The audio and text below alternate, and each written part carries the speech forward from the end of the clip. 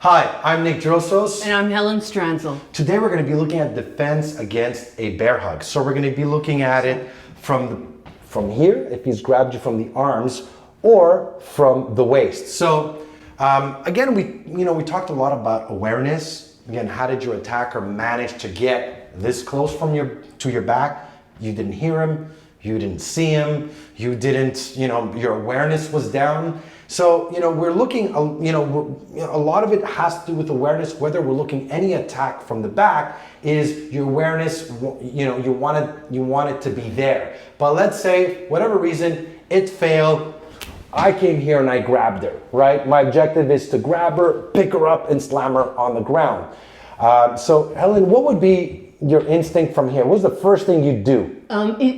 See, this is the thing. I wouldn't just do one thing. I do a series of like 2 or 3 things at the same time. So I'm going to headbutt you. I'm going to grab your fingers here or whatever part of skin that I could grab onto, and I'm really going to rake into it. Okay. With the other hand, I can take it and I can go for your balls. Now from here, I could use my, I don't really have a good headbutt here, but if I go, and I go into like this, sends a strong signal. I actually didn't fake that because I wasn't expecting that loud. So it was enough for me to be like, screaming right into the air. Again, it could be a scream, it could be a bite, it could, be like, "I'll fucking kill you, motherfucker," where you're actually sending, again, that you're doing that switch of that predator prey where he thought he was picking on this innocent victim, and suddenly you do this, and she turns around and she does this. Again, even the slightest opening is what you want to create. And the strikes are, like she said, when I'm here and I grab your arm, there's always a way to slip underneath and strike the groin, right?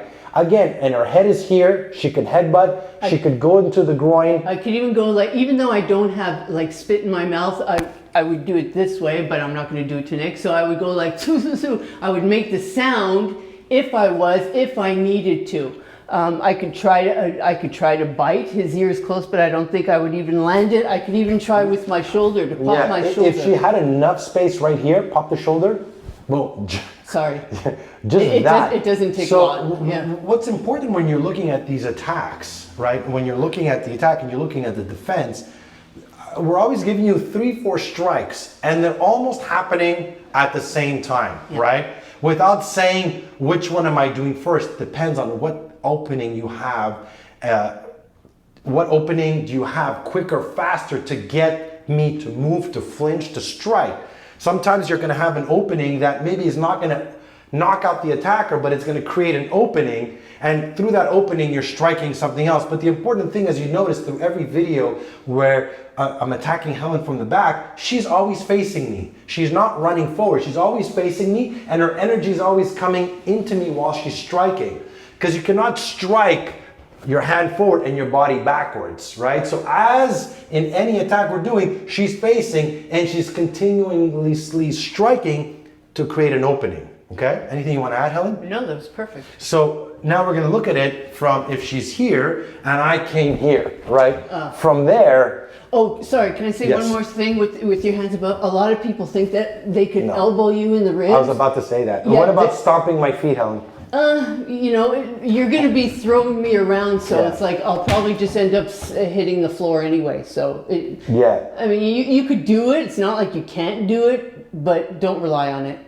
And so from here, Helen, when we're looking at here, so let's say I grabbed her here, Helen. I have a lot more I could do again at the same time. So I could grab his fingers here, I could grab his thumb, try to break a finger if I can, rake into his hand. At the same time, I know I can pop him here with my shoulder, go for the elbow. I could, try to bite him. See, right now I would never be holding on. I'd be letting go, right? Yeah. So again, as you notice, she's popping here. You're gonna throw an elbow. Let's say the elbow doesn't work. So let's say she does this, she throws an elbow, and go to the face with the elbow, Helen, and it does this. It doesn't matter because she's still striking with other stuff, right? So even if the elbow came here and I did this, again, move into me, I'm still moving here. And there's still motion coming into the movement. So as I'm striking, I'm turning and facing the attacker. Yeah. That's what you want to do, because as long as I'm here,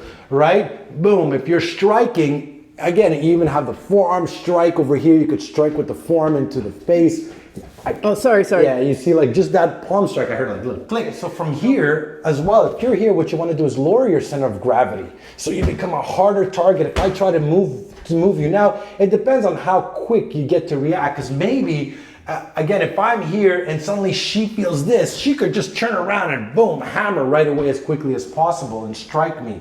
So any point, you feel this, you feel that, you feel anything coming behind you, the idea is turn around and strike as quickly as possible, whether it's with an elbow, whether it's with a palm strike.